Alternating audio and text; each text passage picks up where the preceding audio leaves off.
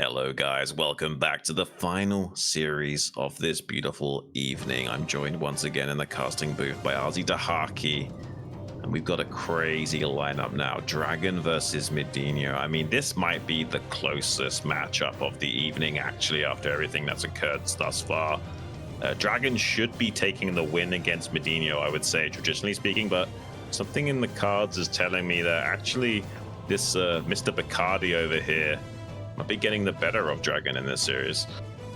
It's very possible. I 100% agree with the sentiment that this could be the closest series of the night. It's actually the one that I have the hardest time predicting. So, yeah, I'm actually pretty interested in seeing this one. MadiNho is a friend of mine. DragOn, I've always liked watching DragOn play. He's such a strong, solid player.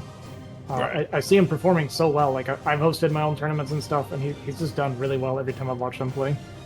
Yeah, MadiNho is just so slippery, you know, like he can do so much creative stuff, and his unit control is almost like making him seem like the Terran Bonif or something with some of the stuff he's able to pull off. It is kind of insane. I think that comes from his 2v2 expertise. He is no way near shy when it comes to, you know, playing awkward trades or microing on two fronts or what have you. He's definitely capable of all kinds of shenanigans. Could definitely be giving DragOn a run for his money in this series. We've got Dominator as map number 1, picked by MadiNho. Radian, map number 2, as DragOn's pick, with Pulsar as a decider. Deja Vu and Eclipse, banned from MadiNho, and Metropolis and Death Valley, banned by DragOn. No surprises there. We used to think when Dominator first came out, it was a Protoss-favored map. We quickly learned it was more of a Terran-favored map, but here we go. Both players are ready, jumping into game number 1 on Dominator.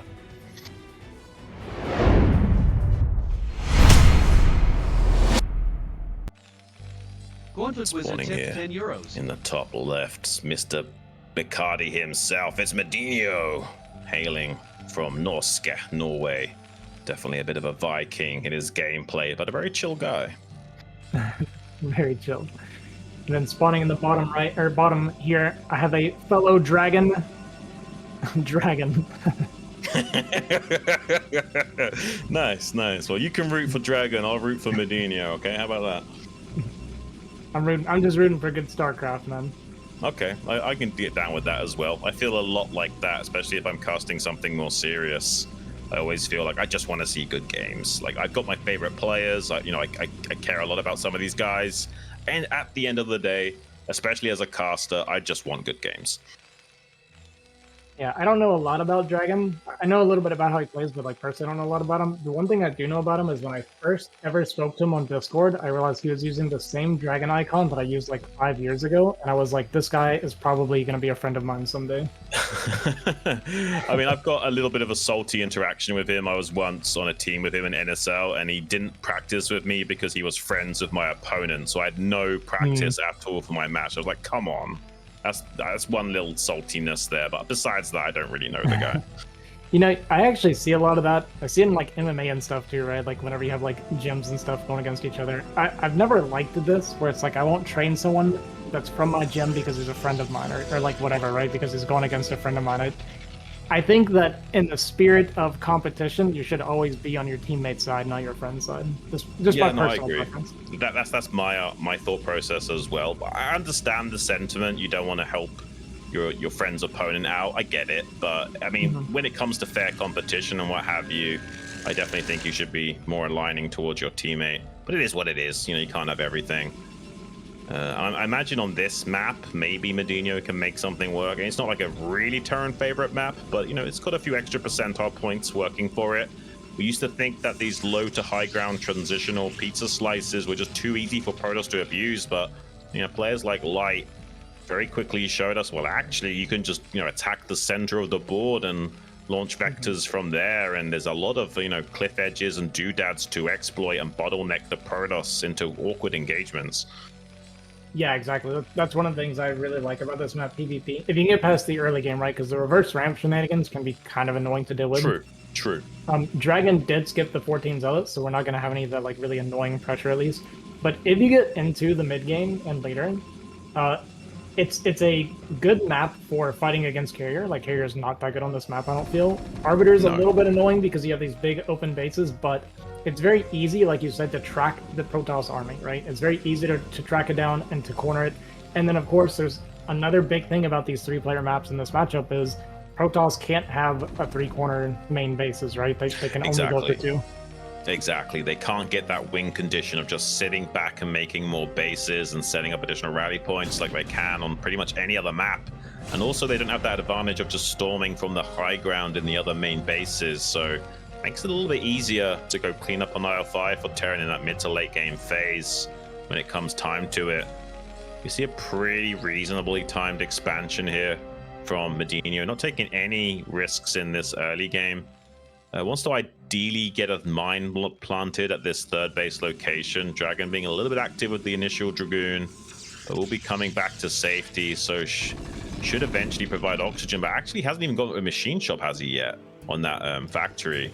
So he's actually going to be making more and more vultures here. This is a little bit ambitious from MadiNho, not even trying to get a mine upgrade early on. It's going to be pressure. He's continuing to make Marines here, so he's going to do this like 2 vulture Marine pressure, which with the high ground stuff, you don't usually see pushes like this, but we're going past ET. I mean, this is going to get crazy. Like, this actually might do damage now, right? Like, usually you'd expect the Protoss player to go, like, 2 gate ops or something and have a really easy chance of smacking something like this down. But with just 1 gateway worth of production and cutting corners to throw down the Citadel and Templar Archives, there's actually not that many Dragoons available. He actually might have to make a shield battery. This is really going to be tough. Yeah, it's funny because typically these DT rush builds can actually be very strong against aggression, but this timing is very difficult to deal with. We're going to be very light on Dragoons. He does get this kind of full wallish thing going, so this is going to buy him a lot of time. I think this is a great call against what he's playing against. No, yeah, I mean, I think you got to do one or the other. You got to like maybe make a shield battery or just try and wall in. I think either are fine. We'll eventually have to cancel this gateway. It's not long for this world. There's the shield battery as a follow-up plan. Definitely needs something like that to hedge his bets.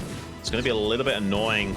The reason why he needs to do this is he hasn't got range upgrade to make this defense easy. He does kill one of the vultures without losing a Dragoon, though, so that's a good start. You will eventually be able to replenish the shields on that weakened Dragoon as well. But Tank already rolling down into position. TT, though, should be cleaning this up pretty nicely. Yeah, killing that vulture is huge because we limit the number of mines for these DTs coming out. This is why it's so important, so good that he targeted that vulture. And yeah, we don't have another vulture or anything for detection. Like, MadiNho might be dead. I'm surprised that MadiNho didn't identify that there was no range upgrade. He should have been able to figure out that this was going to be a DT play, but because of there's not being any range for such a long time, he should have been able to sniff this out. It might come back to haunt him. He's got like 3 mines that are going to try and help hold the line. It might mean that he needs to evacuate his natural. Yeah, he can stick to this tank and guarantee it dies. Oh, we're going to keep going? That's a mistake. Oh, that's a mistake. I think he should have just do damage to the natural then. Force lost mining. Yeah, that's a big misplay.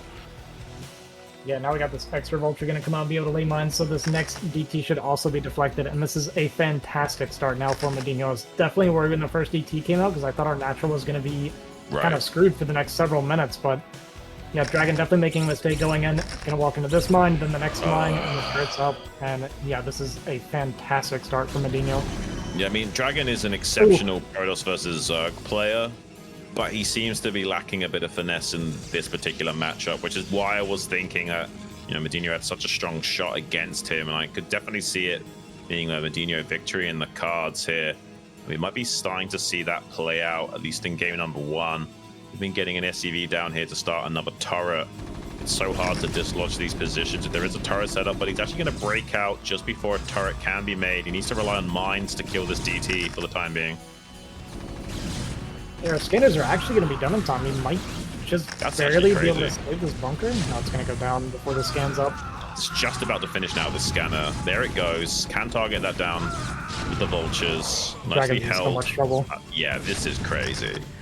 I mean, he's got a shuttle out. He can kind of, ferry his Dragoons outside of the mine locations and elevator his units to try and get on top of that tank. Now he can drop these 2 Dragoons on top of it, but it doesn't feel great. We're rebuilding the bunker for our 1 Marine before repairing the tank. That's not what I would have been thinking, but I like the way this man thinks. I mean, when you've got a little bit of tipple in your blood system, I mean, you do some craziness, but it's paying off. He's getting the vultures. It's the natural, picking up a few probes now as well. And this is still persisting. This is still a lot of pressure applied to DragOn. Definitely feeling the heat right now. Now 3 factories worth of pressure coming out from MadiNho to try and back this up and fortify this already dangerous spot here for Dragon. Please tell me that Dragoon's not stuck in the middle. Okay, it's not. He has got an exit for that Dragoon. Thought for a second there the SimCity was bad for Dragon, but actually seems just barely okay. We'll be able to take out this bunker, but now the mine's starting to be laid in the wake of those Dragoons.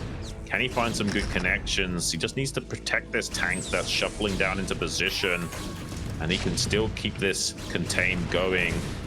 And suddenly, Dragon could be in a lot of trouble here unless he can get a lot of units out in the way of maybe a Reaver or something, or Zealots to bomb on top of these. I mean, there's not really an easy play now for Dragon, I don't think. This is becoming worse and worse. He's great still for his bunker, like... It's crazy, right? It's actually so good here, too, though. And yeah, Dragon gonna works. try and push forward. We see him shaking his head there when this gets absolutely blasted by the mines. Barely gets that tank, but there's still one more tank. Now we have mines everywhere, vultures everywhere, and this game is looking like it's just about finished. Yeah, mines laid in the path of those gateways, as well as vultures starting to go into the probe line in the main base. Dragon's in a lot of desperation now. Oh, the Reaver! Oh! Eats a big mine connection as well, now on low HP. Does manage to clear out a little bit of these forces of Terran, but it's not enough. There's just still too much coming his way.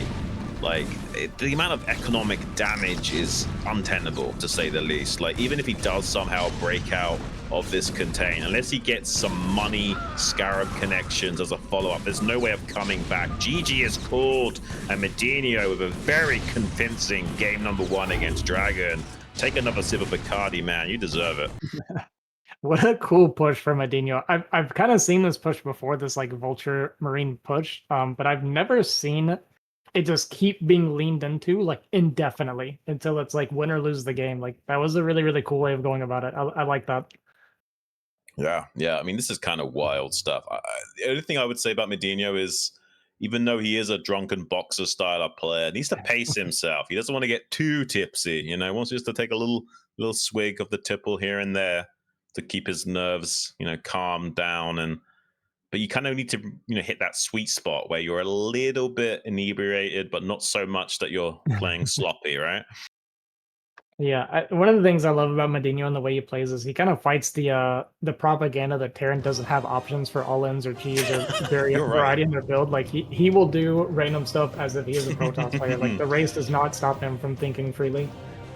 Well, absolutely. He kind of like puts all those other Terrans to shame, almost makes them look like squares, right? It's like, hang on a minute, if you want to, you can do some jazzy stuff with Terran. It's just you need good micro, good execution, and absolute balls of steel, like a Viking. Yeah, and I feel like kind of what you were talking about, he definitely showcased some of that, where you said the MadiNho's like a kind of Bonnet-esque, right, with like the unit control and stuff. He was kind of forcing these like early fights and engagements with small amounts of units, and he definitely showed superiority in his unit control. And I think that mainly stems from his 2v2 specialization. I think he's really come into that kind of style of play in a big way over the years. He's just such a good 2v2 player. So that when he does have the opportunity to play 1v1, he can, like, you know, transfer that skill set over and kind of play an unorthodox style of Terran that these guys aren't quite as used to in their practice games. And there's a lot to be said for that. Playing something that's a little bit unusual that your opponent doesn't face a lot can actually be a really big X factor that they don't know how to respond to it accurately. Yeah, I'm a big advocate of playing team games and stuff. I think it's actually a good way to kind of broaden your skills, right? But it looks like our players are ready. We're gonna hop into game 2 on Radian.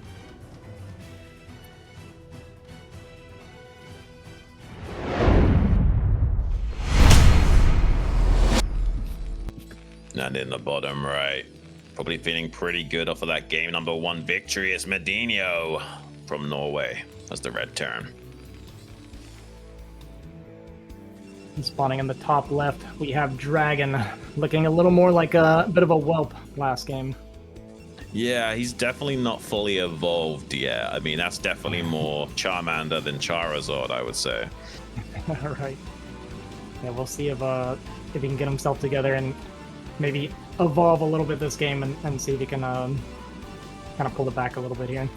Yeah, I hope so. I want to see this series go the distance as possible. I mean, it is cross map on Radian. I mean, guess what he could do here? That's super good. You know, maybe Nexus first. That'd be a good option here, but will he find the balls necessary to pull it off? It is possible it's close spawns, horizontal, and a strong FD push could still spell disaster if he's not playing a super safe 2-gate probe cutting variant of that Nexus first. I'll say one thing I'm noticing here that's got me a little bit concerned. DragOn is still kind of pursing his lips and shaking his head a little bit. He's looking very, very annoyed with that last game still. Yeah, he's even like puffing out his cheeks a little bit now. He definitely does seem a little bit unhappy with how that game number one. And that's not how you need to play StarCraft, man. Like, you need to completely put that game one out of your mind unless you're analyzing it to figure out what variations or adjustments need to be made in the following match. And unless you're thinking about that, it's gonna only hurt you to dwell on it. Yeah, I can't tell you how many games I've lost because I loaded into the next ladder game and I complained about the previous game until I died to something because I wasn't paying attention. I'm sure there's a lot of people in the chat that can relate to you, buddy. You're certainly not alone.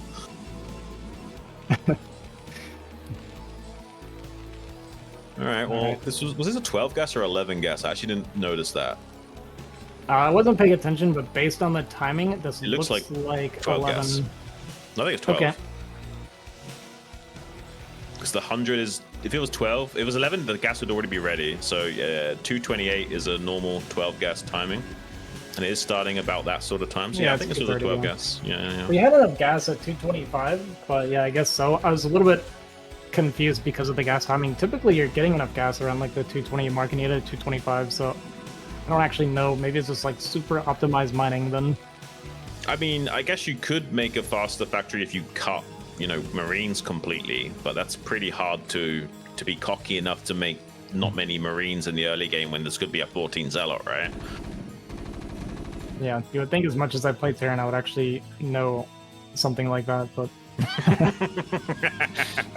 Well, I do see a lot of players, they go for that 11 gas because they want that, slightly faster factory, like a 5 or 6 second faster factory, so they can punish something like a 12 Nexus because the Vulture actually arrives just before the Dragoons are coming down the ramp in that case. So you're either killing probes or denying mining time or a little bit of both, and that's a really good way of kind of like, edging things out and making that Nexus first not be quite as effective. And you see players like Speed, Sharp go for that a lot in this matchup, especially on these macro maps where 12 Nexus is so prevalent. Yeah, the other reason I was kind of thinking he's going 11 gas because it kind of leans more into aggressive builds in general. We do see 4 Marines. He likes to do this and skip the bunker, huh? I've always kind of wondered about doing this to myself, like doing it myself. It's 50 minerals cheaper to do this. You're relatively safe, right? Still against anything if you just go straight to tank like this.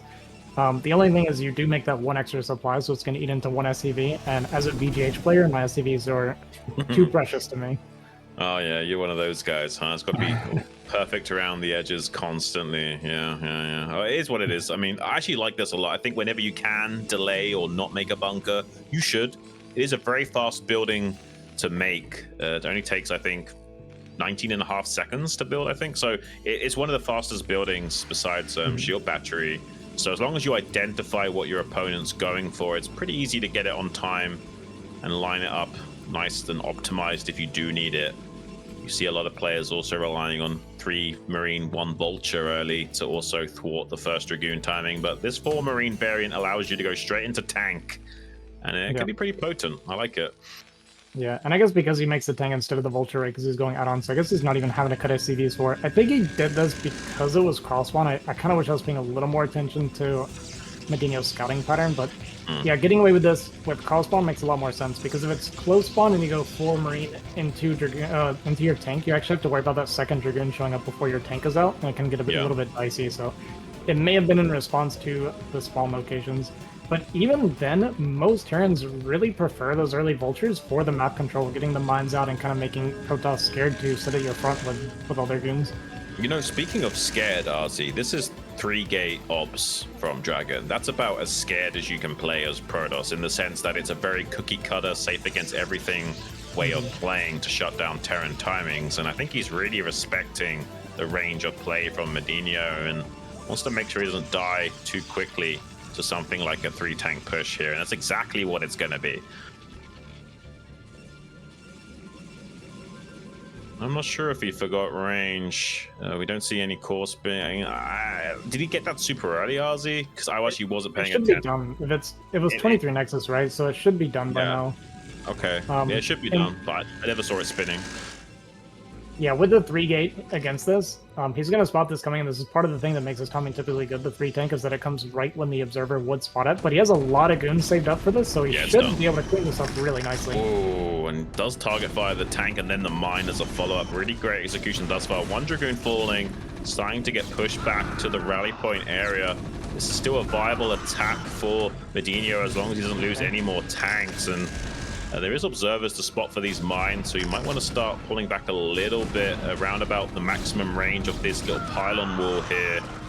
Now he can pounce on top of these tanks. The mine does activate, kills one of those Dragoons. Good target firing from MadiNho, but it doesn't matter. Eventually DragOn will get on top of these tanks and start to clear them up and put himself into a favorable position going forward. Yeah, very well cleaned up from DragOn. And now one thing that I see a lot in this situation, I'm curious to see if DragOn will go for it. So he basically has two choices. He can drop his third, which he already did, right? He actually got to drop it at a pretty good timing after deflecting this, so this is really good by him. So he can double expand or just go straight into a stack now. He doesn't have to worry about anything coming his way for a very long time. Yeah, no, I mean, now MadiNho is the guy that's going to be playing on the back foot. He's going to make a turret ring and just kind of sit back and chill.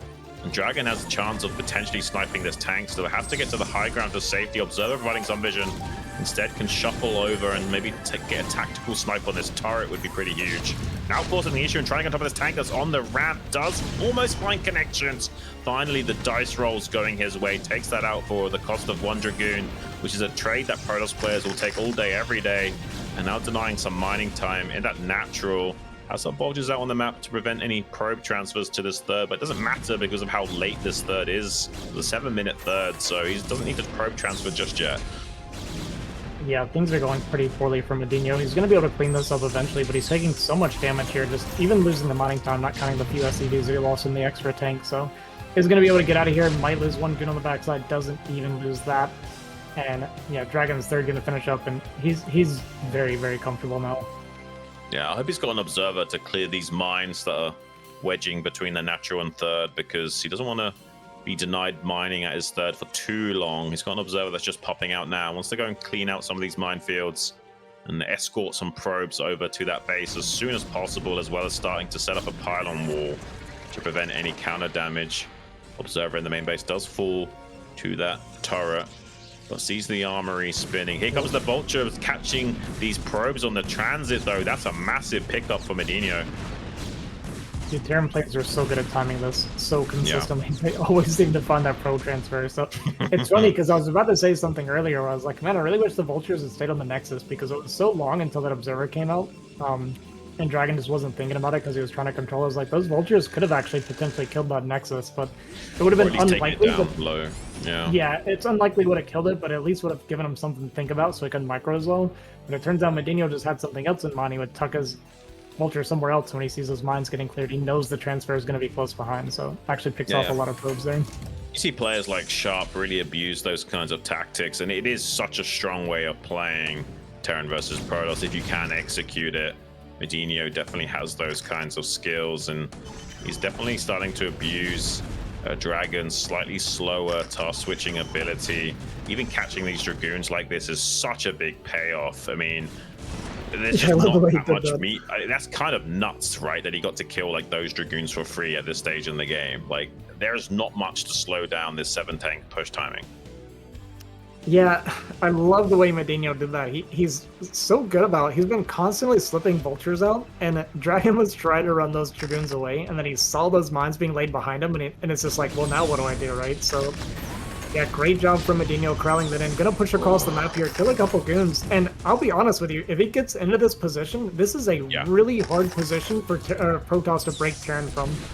Absolutely. Especially if he gets turret set up. Yeah, if he gets turret set up, it's a lights out for you. He needs to engage right here, right now. Slow Zealots might be able to do a lot of heavy lifting. There's not that many vultures. He actually is getting on top of quite a few of these siege tanks. At least 2 will survive potentially, but that's all does kill majority of those siege tanks and takes a lot of the wind out of MadiNho's sails, but he's still not out of the woods yet. These vultures still applying pressure, laying down mines in the wake of those dragoons, reinforcements en route as well. There's one more tank to work with the rest just being vultures, but if he does micro perfectly, he can still trade okay. But this is a really good hold from DragOn. Honestly, I thought this was going to go way worse for him. Yeah, that was great from DragOn. A little bit of lag there. Yeah, he understood it completely that he could not let MadiNho kind of entrench himself in that position, so he bounced on it before he got fully set up on that bridge.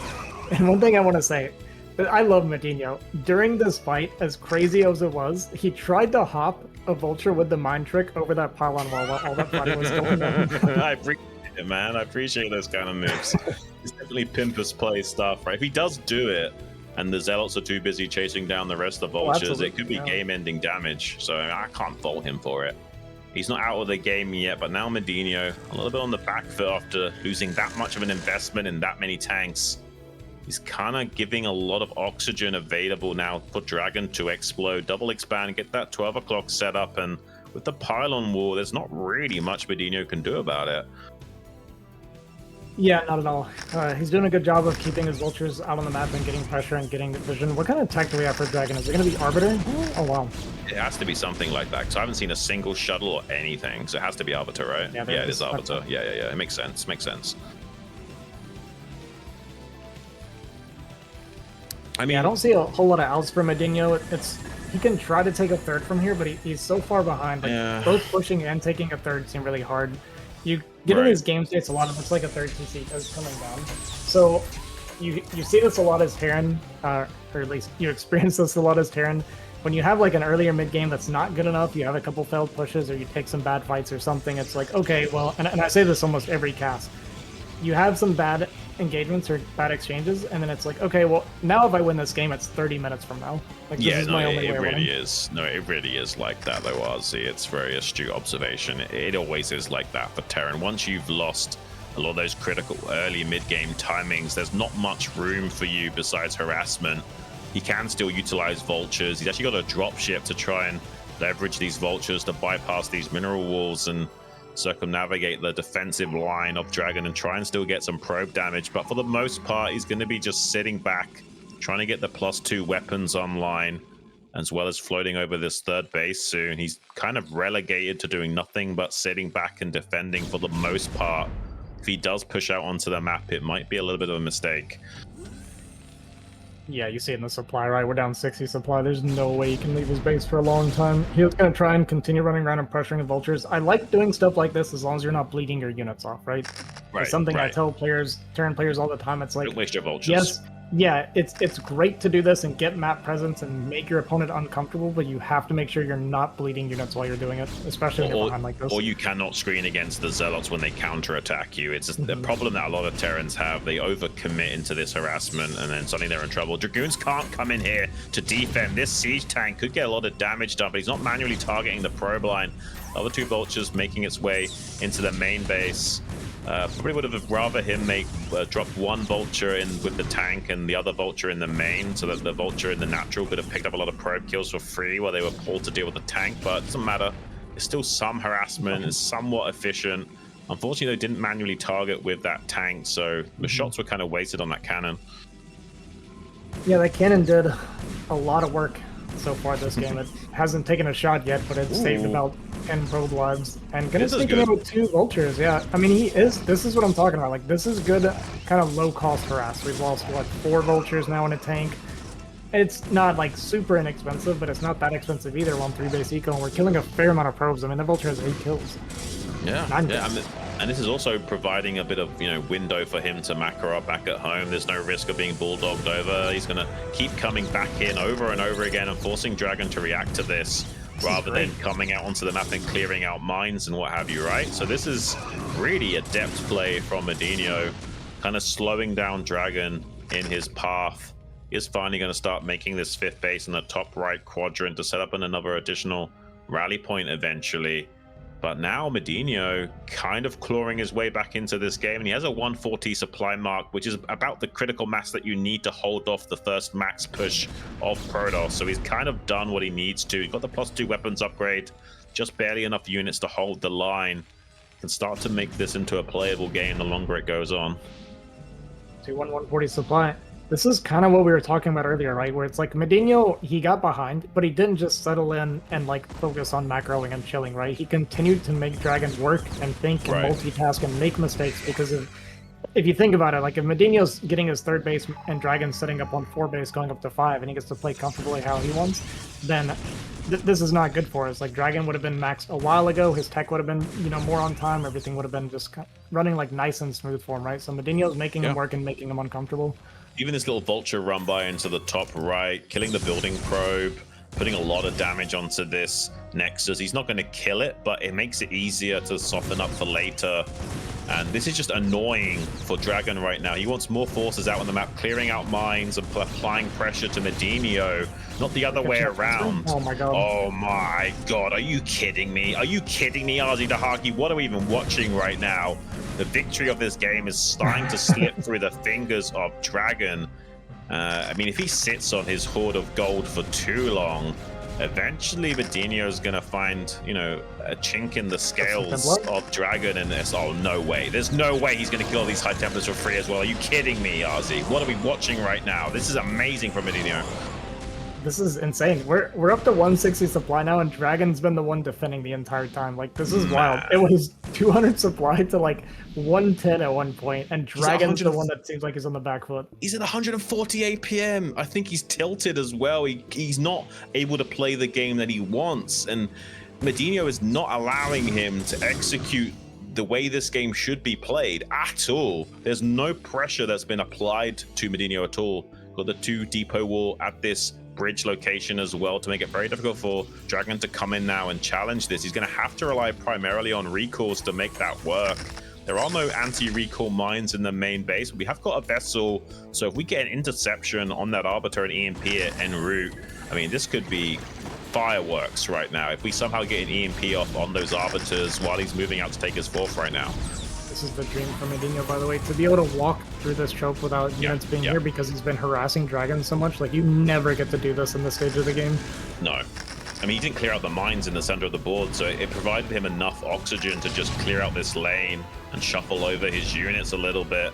He's got his toe out on the map, and once he dipped in his toe and tested the water temperature, realized the water was fine, he's now going to dive in deep, take this 4th base, establish himself in a strong way against DragOn here. I'm really speechless at how well MadiNho has played this game out. This is scary. We're max and our 3-2 has got to be getting close. We have 2 EMPs ready as well. Like, and Dragon's bank is not that big because of all the harass damage he was taking. This is legitimately scary for Dragon. It's just finished. I was about to say, I think it's just finishing up in a few seconds, and it literally just finished, RZ, as you were saying that. This is nuts. DragOn is in so much trouble. Like, he needs all the tanks to be clumped up and like 2 massive stasises just to fight well, not to win, to fight well. Yeah, we have enough energy for 3 stasises, but Dragon's not going to get to fight this. Like, with how the game had gone, Dragon should have been able to fight this army like 3 times coming across the map. He's going to be lucky to get 2. Oh man, there's an interception. EMP goes down. No stasis on that first Arbiter. Has got 2 more Arbiters coming in now. Zealot streaming in. They are currently screened. That's another beautiful EMP. Are you kidding me, RZ? How well is MadiNho playing today? It might just barely be enough for DragOn to kill some of those tanks on the northern hemisphere, but there's so much left in reserve for MadiNho to stay on the warpath right now.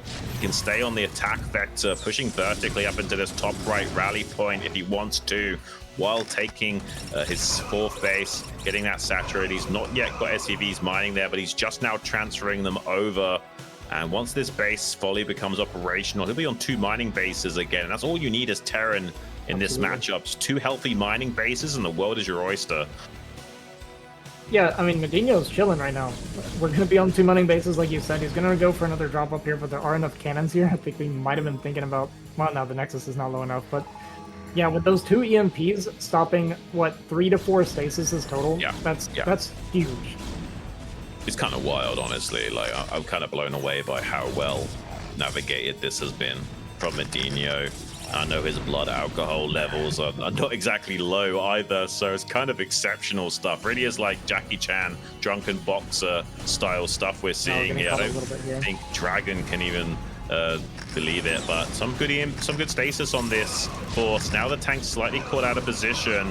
There might not be enough vultures to soak up these cells. Actually, the stasis kind of working out for MadiNho, kind of body blocking a little bit there. Some good Sonic Storms coming out onto the back line of tanks. I'm not sure who's going to win this fight. It looks like DragOn's actually doing some pretty good trades here. He needs to kill as many of these tanks as possible. There's not actually enough forces remaining to clean up the majority of those tanks, so I still think that MadiNho... Oh, that EMP! Man, I don't even know what to say about this. Oh no, these DragOn, arbiters. Oh no. That's a really big misplay. He's accidentally lost 2 arbiters for free. Oh my gosh. I mean, he could be at risk of being eliminated here, Lazi. This does not look good at all. Yeah, what I was certain was going to be a DragOn win is now looking kind of questionable. I mean, he does have at least a decent bank right now, but MadiNho's kind of been uninterrupted in his growth as well. We're on that 4 base total, like you said. Gonna be going up towards the right side here, and DragOn doesn't have this bottom left, and he's really nowhere near getting the bottom left. So, you know, I said MadiNho would be winning 30 minutes from now if he was winning the game, and it kind of looks like we might be heading that direction, John.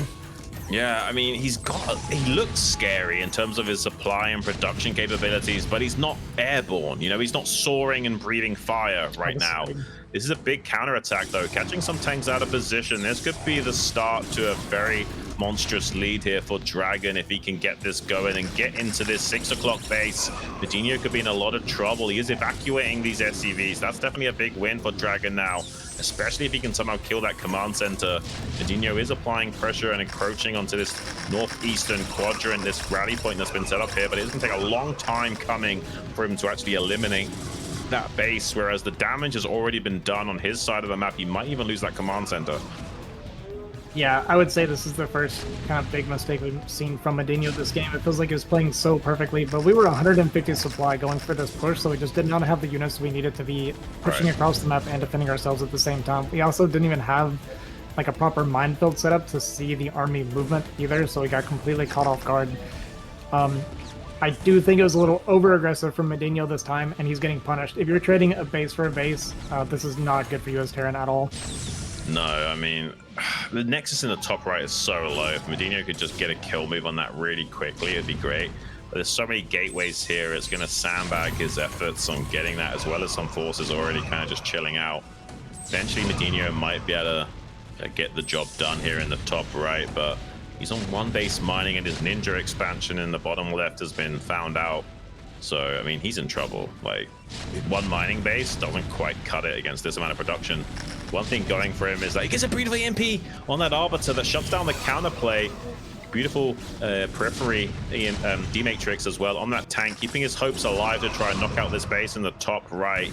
I mean, it's definitely going to be some good compensation with MadiNho. He's not out of the woods yet, but this could be the start of something beautiful if he does somehow get up here and kill this base. He's got 2 tanks in a dropship that are going elsewhere to do some harassment, trying to do a lot of 1-2 punches in this game, actually bringing them back, realizing that he's not got many forces here to begin with. Actually, I think this attack is done with. I think DragOn's going to clean this up now, and this will be probably the end of MadiNho, at least in game number 2. Yeah, that was kind of the thing with this base at this stage of the game. It was kind of like, you know, it may or may not go down, but the longer it stays online, the better, because MadiNho, he's running out of time. That 3rd base, I think, is getting very low on money at this point, so DragOn gonna push this back. Yeah, you see it's getting very low.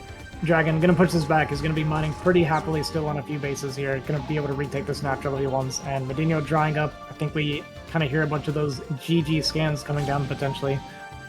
Yeah, I think so. It's like a lot of Terrans do this when you're about to lose the game. You check around the entire map with your last remaining scans and see exactly what kind of position you're up against and kind of identify just how effed you are. And I think the answer is maybe there's a tiny 1% chance of winning this, but he's going to float his natural CC over and hope for the best. I mean, technically, if the Protoss player makes some big blunders here, there is a path to coming back in this game, but it's very much a long shot, let's be honest. Yeah, nice tank spread from MadiNho here at the 6 o'clock, but I'd be surprised if it's enough. Even if he's only getting 1 or 2 tanks on these bases, there's such a big army supply gap at this point that it's good enough. We're going to go for a recall. I actually like this. Oh, it's really good, yeah, very Bisu-esque. Just going to be recalling on top of the tanks and clearing them out with a predominantly Zealot-heavy recall. And that's certainly going to be the last nail in the coffin here for MadiNho, I believe. There's some more scans coming out from him to identify if there was any chance at coming back in this game. I think the answer is going to be not much. He's going to attack top right once more and hope for the best. But even if he does kill this Nexus, there's no way he's probably breaking that entire setup in the top right with more gateways still waiting. It's a very valiant effort here from our Norwegian Terran. I'm having high hopes for him going into game number 3. But yeah, there's just no way of turning this around now. Yeah, he had done such a great job of crawling himself back into this game, but it is kind of the nature of the matchup when you're behind, especially when you're behind like that, is you can't really afford to make any more mistakes, right? We've already made too many mistakes. We're not allowed one more, and unfortunately made kind of one bad call with his army movement, and DragOn pounced on it. He's going to punish him for it, and he is going to be able to take this game and even it back up. Yeah, but for a while there, it did look like he was in the driver's seat, and DragOn was really struggling to keep up with him, right? Like, DragOn was down to like 1:30 APM, having a really hard time, thwarting the task switching harassment that was going on all over the place. The attack combos from MadiNho were really masterful. He's still fighting strong, definitely doesn't want to tap out, but now you can see a little bit of a blow of air from MadiNho. I think he might be considering typing GG soon, but he's being a little bit stubborn. He still has units to bear. Hasn't got that many SCVs actually, so even though he's only got 74 supply, has slightly more than you would think in army supply, but it's still not going to be enough to face off against DragOn. He's kind of hoping that DragOn dries up in minerals because he knocked out this natural in the top right. He knows that DragOn's only on like these 2 mining bases at 12 and top right main. So he's kind of hoping that he can somehow secure another base and stop any additional bases from DragOn going up, but that's a big ask. This is such a Terran moment, by the way. You're not mining for the last like 4 minutes, and you're like, but I've got +3 upgrades. Like, I'm pretty sure I can win this. Yeah, it always feels bad, right, to throw away a position where you've got such good upgrades as Terran. They trade so well, but unfortunately, there's just too much production value available. GG, well played, call from MadiNho, and we are going to be going the distance as our Norwegian challenger takes a little sip from his Bacardi and Coke, and also DragOn kind of trying to shake off whatever frustration he was feeling. He's still shaking his head. He doesn't even feel too happy about that win, I think. Yeah, well, name a StarCraft player that's still in a good mood even after he wins a game because he's playing StarCraft. Like... you can definitely attest to that, right, Ozzy? Oh man, it is what it is. I think that's one of the funny things about StarCraft is you don't always have fun playing it. You actually rarely have fun playing it, but it's such a good game that you always appreciate playing it no matter how frustrated you are feeling while playing it, if you know what I mean. Yeah, absolutely. But yeah, good for DragOn pulling that game back. That should definitely help him with these combat nerves coming into game 3. I mean, he played relatively well, right? I feel like he played completely fine. He had a good opener, right? The 3-gate observer into this 3-tank push from MadiNho. I think a build like that is actually great against MadiNho. He's such an aggressive player, right? He was so aggressive in game 1. He showed more aggression here in game 2. So I wouldn't be surprised if we see more safe builds from DragOn trying to get into macro games. I think you might be right. And I actually like this map a lot for MadiNho. This is way more of a Terran-favored map than Radian was by at least a few percentile points. So I'm hoping MadiNho can get that final nail in the coffin here on DragOn. I believe both players are ready, guys. I hope you're as excited as we have. Had a great evening of games. It's going to be game number 3, the decider match between MadiNho and DragOn on Pulsar. Let's get it on.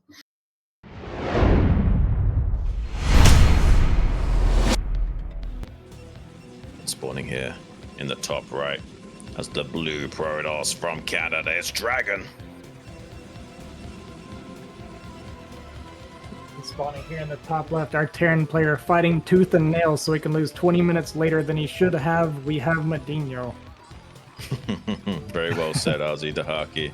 Well, I'm hoping he can make it happen here. And he's certainly not one of those guys that, tilts and plays really bad after losing a game. He's one of the few guys that remains cool as a cucumber and just vibing out while enjoying the percentage of alcohol coursing through his veins. So I'm assuming a pretty good game from him no matter what. Yeah, I agree with that completely. That's always been my impression of MadiNho. He's just a happy guy, right? I've never seen him mad or flustered or frustrated. I'm sure he gets there sometimes, but I personally haven't seen it. So, right. Yeah, I agree. He can probably shake his losses off and just keep on going and just stay focused. He's like a Buddhist monk that, you know, always seems content no matter what. And his style of choice as a monk is the drunken boxing style, and it seems very effective. Yeah, for sure. Oh, no Nexus first or anything like that. That makes sense. Pulsar, not always the safest map to Nexus first on, unless you luck out with the cross map. Yeah, I kind of want to go back to what you said earlier. I agree completely. I actually really like this map TVP. Yeah, the only thing that's a little bit hard is carriers, right? Can be kind of hard to deal with because you have this like space like here in the top of the map, right? You can kind of see this dead space where they can go between 3 bases. If it's cross map, the carriers are not a problem, but if it's, you know, horizontal or vertical, the carriers can be a problem. Yep. That being said, I don't see DragOn go carriers very often. He's definitely more of that Arbiter player. He really likes his Arbiters, and I think against Arbiters, this map is actually really strong because anytime you have bases around your main like this, like the natural and the third are covering chunks of your main base as well, they kind of naturally serve as more Arbiter defense. So exactly. Yeah, anytime and that's one of the reasons Deja Vu was such a good map against Arbiter, right? Because you have that third base that just covers your base. So yeah, this map layout definitely good for Terran defensively against this Arbiter style, which DragOn does favor. So we'll see how it looks if we get to the mid or late game here. That's not even including how close the third base is to take for the Terran, right? Like, exactly. It's super easy to take this third base compared to some of these other maps, like Deja Vu, for example. Just even though it seems close, it really isn't. It feels like miles away from your natural expansion. It doesn't feel comfortable to take at all. And a map like this, though, there's really tight chokes to get into that third base, natural gas as well, making it a little bit easier for these Terran players to get a mid to late game full free base transitional play underway of a 2-1 timing.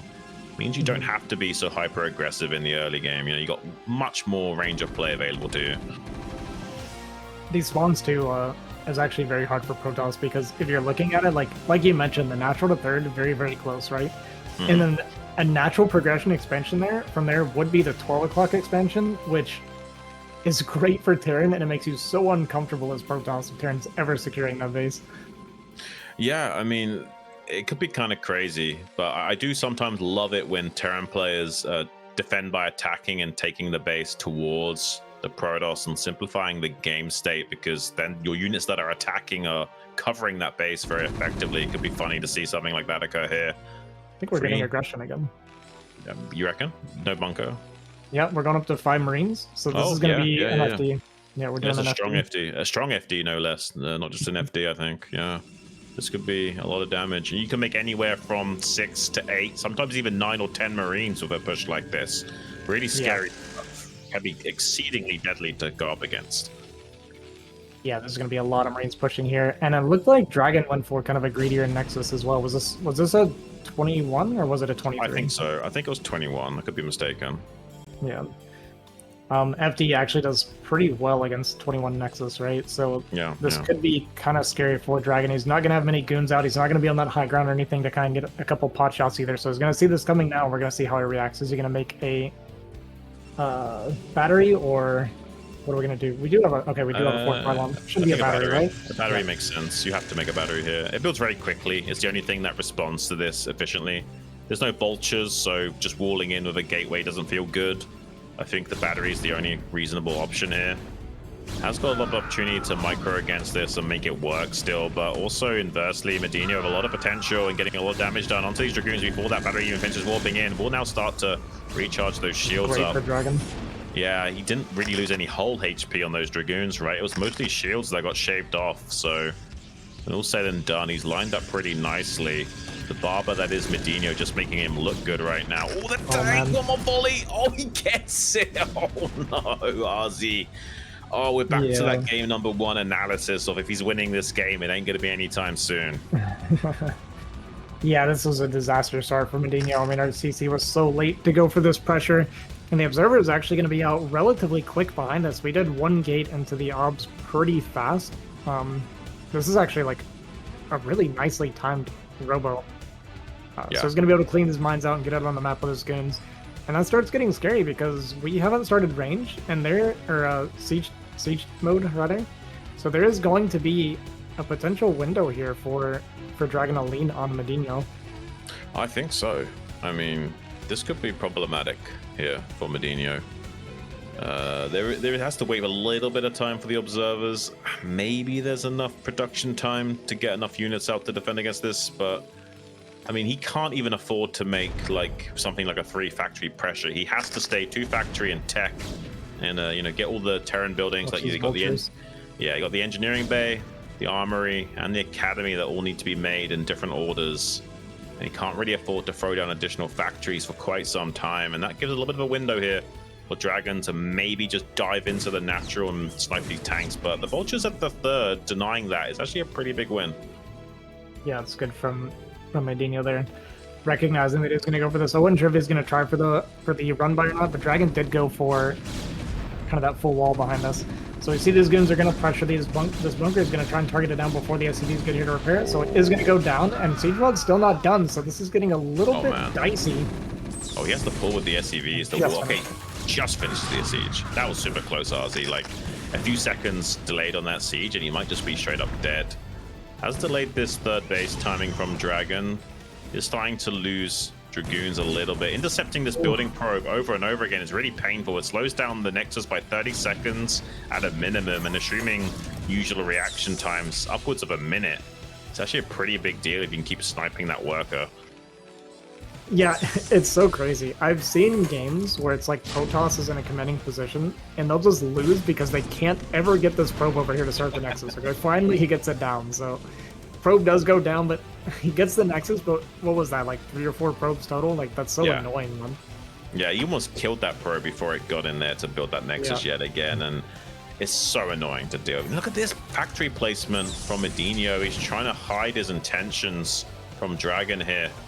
He wants to play aggressive with like a straight up 5-factory play, but DragOn won't expect that. You know, DragOn's going to expect like a 2-factory tech kind of play, getting the armory out really quickly and trying to catch up in upgrades. He's not going to expect something like a 5-factory coming his way anytime soon.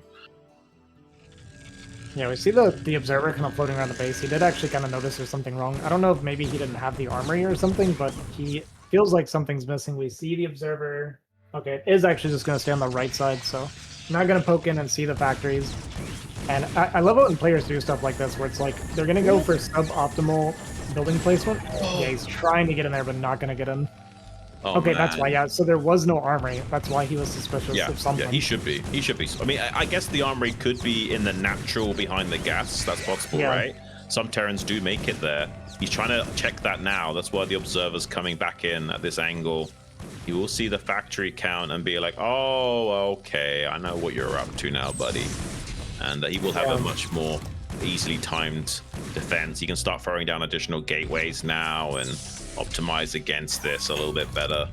For a while, though, I mean, MadiNho was disguising that. Yeah, a little bit. Good of DragOn, right, to recognize, hey, I still haven't identified what my opponent's doing. Like you said, it could be just that he had armory somewhere else, but it's always good. You always got to double check, never assume anything. So very good of DragOn to, even though he lost that observer, just keep trying and get the information he needs. And when you see no armory like this, you don't really need to take a fourth or anything for a while. Your opponent doesn't have a late game plan really at this point, so you just need to stay alive. Oh, and these vultures getting into the natural RZ, that's potentially the kind of things that could bring MadiNho back into this game. Yeah, it's not. It's 3 probes mining after that. I mean, he's got some healthy saturation elsewhere, but I mean, honestly, if he trades well with this 5-factory play, he should have a relatively safe third behind this push, and this could be quite threatening to DragOn. It's not like he's going to kill DragOn, but I mean, the Reaver and the Shuttle cannot slow this down. A 5-factory play usually has enough meat on the bone that, you know, Protoss players can't really do much about them coming out onto the map. Is he just macroing for him? This armory is so late, though, to try and play from here. Her upgrades are crazy late. you usually do take a third base if you have reasonably timed armories, but in this situation with the armories being this late, you're quite right. It's kind of weird to try and just sit back and macro a third out with this late of upgrades. Usually you're doing this with a 1-1 timing, not a 0-0 timing. So I'm a little bit confused by the decision making of MadiNho, but maybe he knows something we don't. Yeah, gonna poke in with these vultures and see that about 7,000 minerals have been spent to keep him out of here, so... Maybe one extra 0 than needed, but I mean, it definitely feels like that as a Protoss player when you got to make that many pylons for one base. More probes going down than natural as well. That's definitely cost efficient here for MadiNho going forward. Yeah, MadiNho is so good at doing this, man. It's so annoying playing against Terran players that are good at this. It's like... At first you feel good, it's like, okay, fine, you're trading your vultures for my pros, but then it happens again and again and again, and you're like, at what point is this not okay anymore? Because we've lost like 10 probes now to these vultures. 75 in the chat, boys. Balanced unit, am I right? Alright, we saw the starport coming down, and he's kind of positioning defensively here, so I guess he is just going to macro out of this, but the pretty late upgrades and a late third. Yeah, I mean, it's okay. He's gonna have like a 14-15 minute +2 timing at this rate. It doesn't feel good at all. Yeah. Even later, maybe like a 15-30 +2 timing. It just doesn't feel good as Terran. He kind of has to make something happen. Yeah, I will say one thing that's kind of working from doing it this way is if he does drop the CC soon, DragOn's not really growing himself because he thinks this is aggression, and even as the observer, like, I'm still not sure if this is aggression or not. We don't have this CC. But if we don't know, I don't think DragOn certainly does. I mean, this shouldn't be aggression. He needs to now be chill because this is 3-base Protoss powering. You can't really fight this anymore. I mean, this would be almost suicidal to be aggressive from this point onwards. It'd be much safer just to take your third at 9 o'clock or something. There's the CC at 9 o'clock. Okay. I mean, maybe this is fake aggression from MadiNho, and it is smelling like that the more this goes on. Oh, no way is he going to get in here again. Are you kidding me, Mr. Dahaki? It's so annoying. So more probes going to go down. MadiNho taking the 9 o'clock expansion, like you said, which is kind of interesting because you would have thought it would be the natural third. Gonna clean up these vultures. Actually did it better than I expected. Didn't lose quite as much as I thought he would, but it was still a fair amount of probes. I mean, DragOn's still trying to saturate on 3 base at 13 minutes now. This is still 0-0 Terran, by the way. Like, +1 ain't even finished yet. I mean, this is wild. And he's going to do some Zealot bombs now. MadiNho is not unsieging his tanks because he knows there's a chance also that a move order of these Dragoons could attack in, but usually the players to unsiege your tanks and not allow them to splash damage their own tank brothers down for free. I mean, I guess this is still a playable game for MadiNho just because how many probes have fallen, and it's not like DragOn can easily squash this tank line either. He does now scout this third base timing at 9 o'clock though, does DragOn, so he knows exactly what's coming and what he needs to do going forward. I think he realizes this isn't total aggression, and it's kind of like a bit of a bluff push here, just to kind of trade well while taking this third. I don't like this third from MadiNho, just for the record. You can't really defend it that easily. It looks like risky. DragOn's not going to be able to punish it. I mean, it's kind of funny because you see how slow DragOn's been growing, because it's like he also just couldn't quite identify what MadiNho was doing, but it's essentially like an upgrade style with a very late third. He's getting in there for dropship. This is like Templars that don't have enough energy to storm us. Are you kidding me? Like, what are we watching? DragOn is being really sloppy with his defense this game, it has to be said. He's like tunnel visioning so much on stopping this push that he's really been lackluster in clearing up the... Oh my god, that's going to be so many dead probes. And he's currently controlling his units at the front. He hasn't even reacted in the main base to those tanks ripping through that mineral line with the arc-light shot cannons. Here comes the speed Zealots though. There's not many vultures to screen against this many Zealots. This might be too much Protoss to handle. Even if you do have a bunch of tanks, there is not enough vultures to deal with this. I think DragOn's feeling a bit of confidence going forward after killing that many tanks, despite taking critical damage in his main. It's his terrible for DragOn. Yeah. How has he lost all of his He didn't even pull them ever. 17 He kills. just now noticed all the smokes are gone. 28 kills on those siege tanks, not including the vultures in the actual. I thought he pulled them eventually. I knew he didn't that's what I was watching. Oh my god, Artie. I didn't realize he never pulled them back at all. Yeah, he never looked. He was watching the fight the entire time. Oh no. DragOn went from being completely fine to the game's over. No. Like, he has no economy. My hands are on my head right now. I'm speechless. This is the most biggest throw we've had in BSL for a long time. DragOn, there's no excuses, man. Like, that's on you, buddy. Oh my gosh, that's painful, man. That's a really big throw. He was fine. He was totally fine in this game if he just pulls his probes. And he knows it too. He felt good about that trade, right? You had to have. We cleared all these tanks and everything. He's like feeling great. He looks back, and the look on his face when he realized that he had no probes anymore was. I hate to see it for him. Not like this. It's a not like this moment, for sure. I had my head in my hands, pretty much. At least hands on my head, in disbelief. Only +1 is done for MadiNho. What are we watching, man? Oh my god, this is crazy. And he's getting away with a 9 o'clock as his third. Like, this shouldn't happen. How is MadiNho getting away with this? He can't keep getting away with this. We had our FD completely shut down. Man, DragOn is so tilted. He is muttering and mumbling. He's shaking his head. He is beyond frustrated with himself. But yeah, we had this horribly failed FD into basically upgrade turn without upgrades. I don't understand how this works. That's what I'm saying. It's insane. +2 finished at 17 minutes. He shouldn't get away with this, but he is. And even the harassment will continue. It's kind of relentless. He's almost half the supply of MadiNho. How did we get here? How did it end up like this? What universe are we currently dialed into, Arzi? This is some crazy Mandela effect type stuff. It really is. It's so funny because, you know, I'm a part of the Terran community now, right? So I hear a lot of what they're saying all the time. And the number of times I've heard Terran say, oh, you only make one mistake and you lose the game as Terran. Well, DragOn just experienced that himself. He was in a commanding lead. He just made one minor mistake where he lost all 3 mineral lines and suddenly the game's not playable anymore.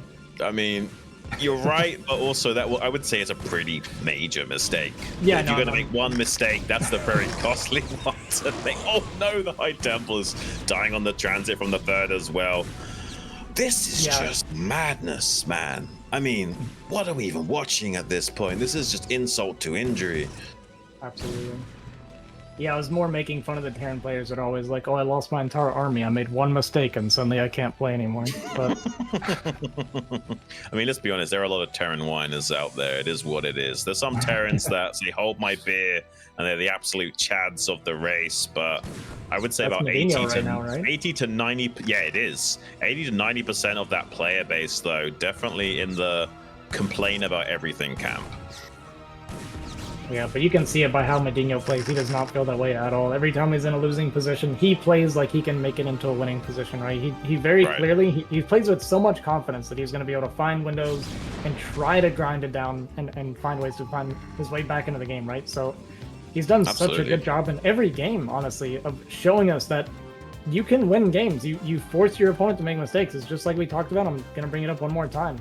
You force your opponent to make mistakes. You create chaos. You create tough situations, and you out multitask your opponent. If you're better than him, you will find a way to come back and win again.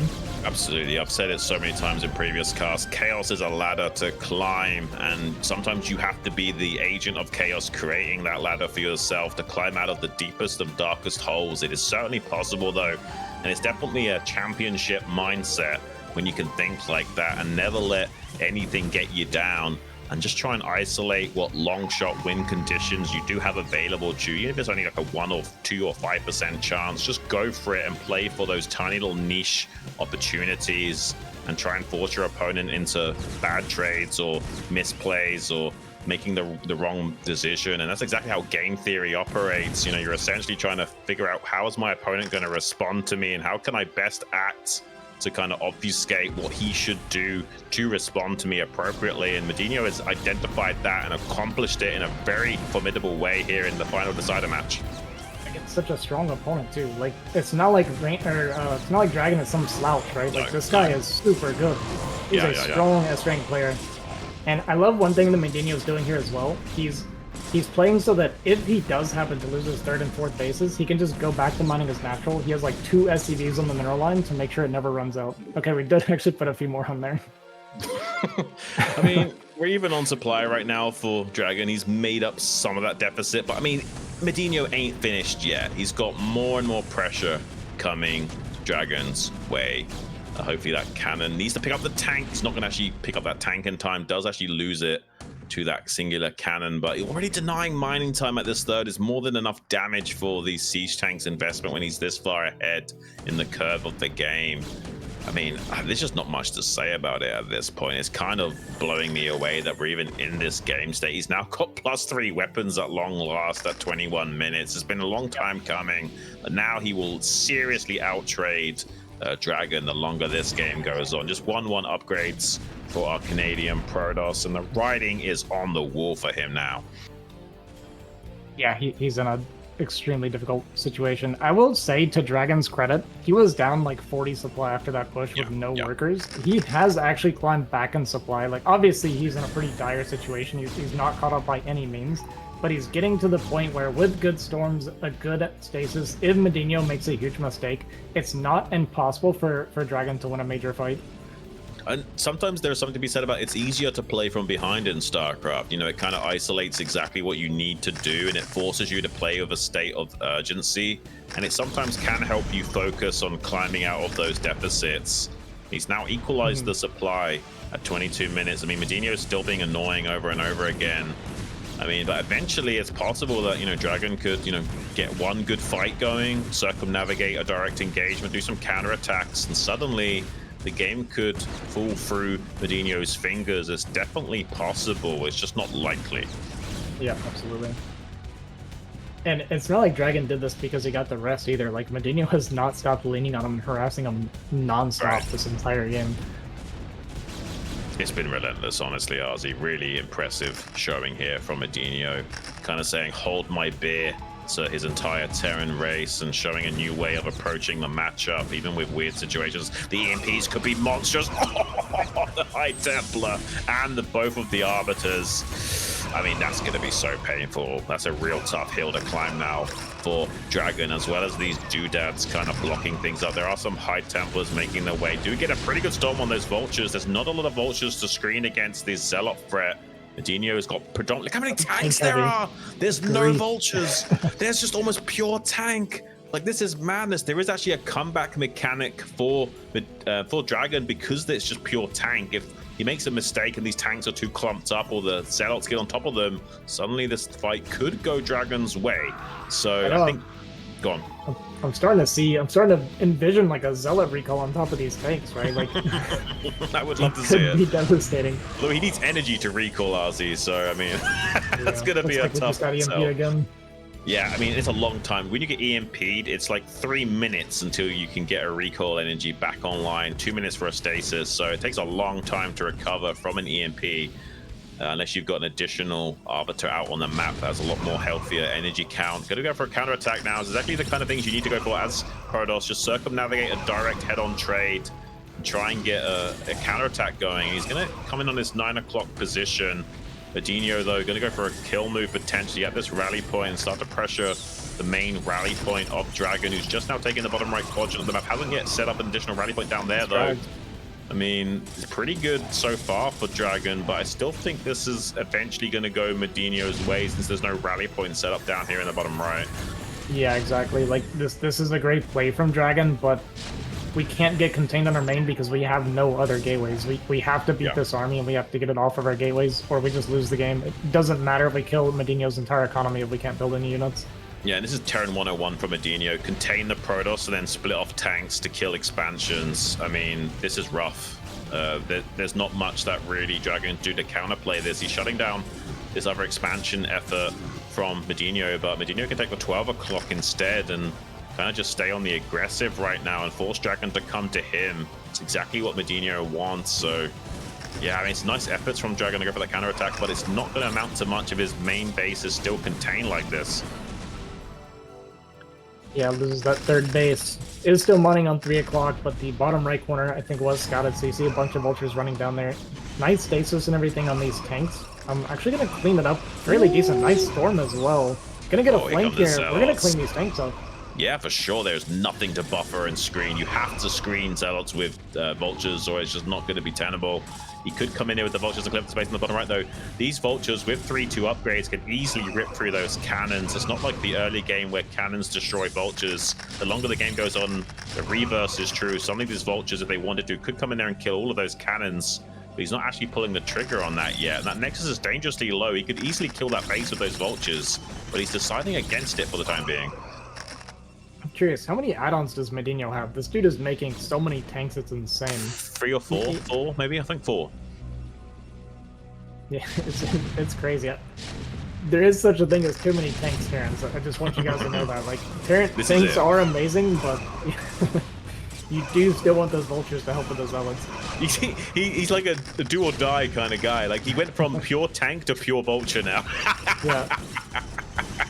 But if tanks ain't gonna work, I guess vultures. Try and make a mixture of both, MadiNho. You've got Bacardi and Coke. You don't drink your Bacardi and Coke separately now, do you, buddy? He's playing the self-imposed mono battle right now. I mean, he's having a good time with the position, maybe. Kind of just playing with his food. DragOn taps out. GG is called. And MadiNho going to be going through to the next bracket.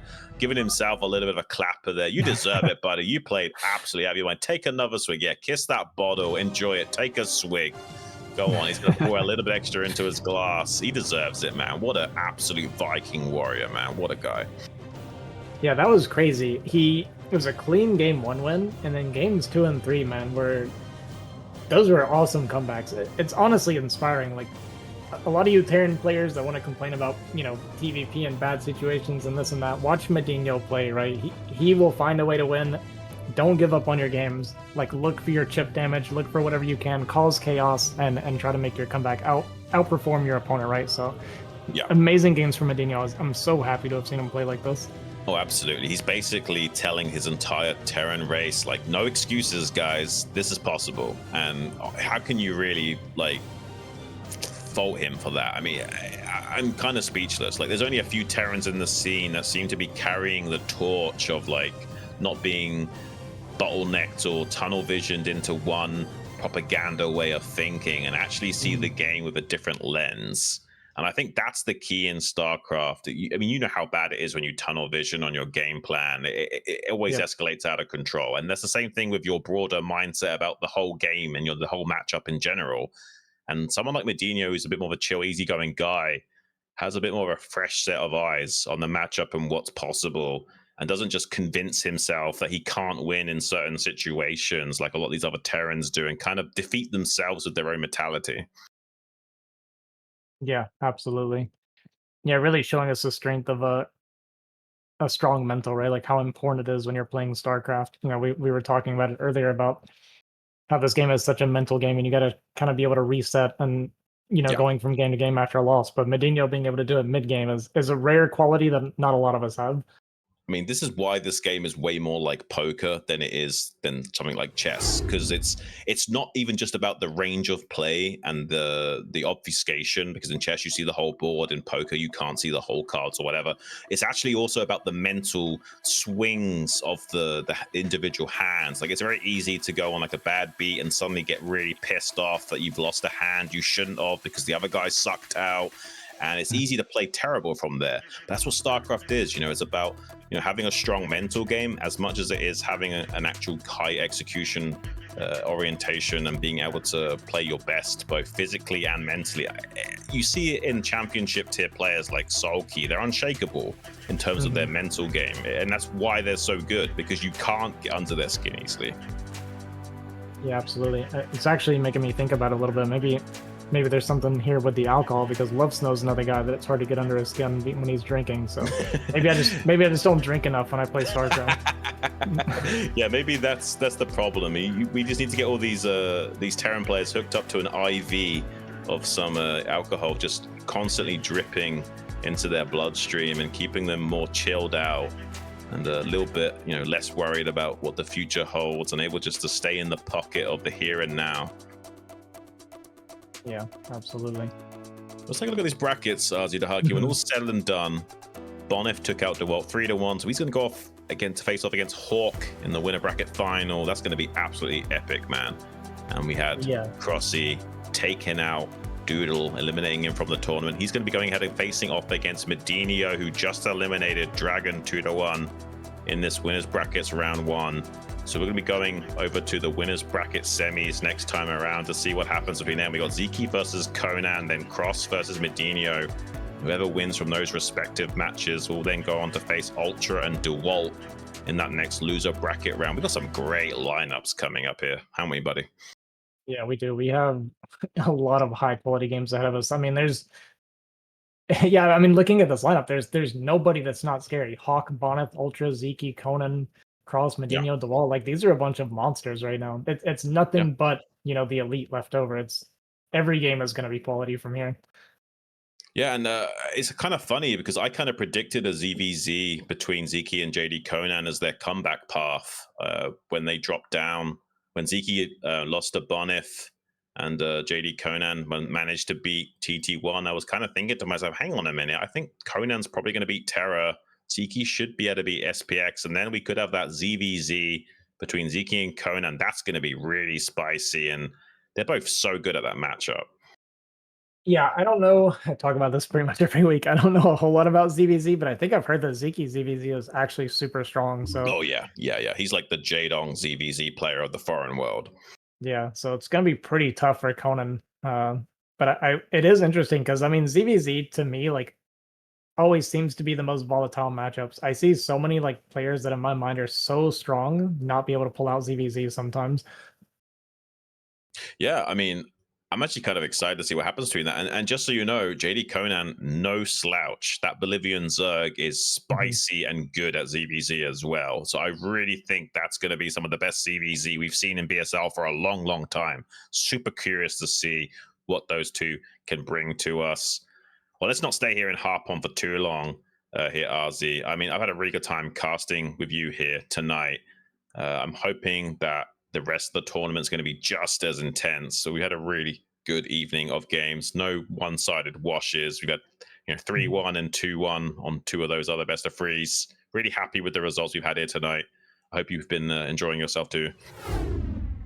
Yeah, absolutely. Every game was super competitive. Very, very fun cast today. Yeah, well, let's have a quick little peek at the Patreon page. Big shout out to our main sponsor, Team Liquid. Now it's going, Steve. Much love to you guys. Got the Bombastic Wolf of Wall Street at $200. Andrew, Bombastic General, $100. My Fleeting Dream, Bombastic Colonel, $50. Striker, Bombastic Majors, $30. Tupacalypse. Then the Bombastic Majors at $20. We got Scheming Gypsy, Chaozu, MadiNho, Stephen Robertson, KJ, Daniel Lopez, LML, Nicholas Schuler. Really big shout outs to all of you guys who keep the lights on here at the Bombastic StarLeague, and we've got as much love for you as we do the scene in general because you are the guys that essentially make this happen. So yeah, big shout out to everyone involved. I've been Jean, with me RZ Dideko. Unless you've got any final words, buddy, let's wrap this up.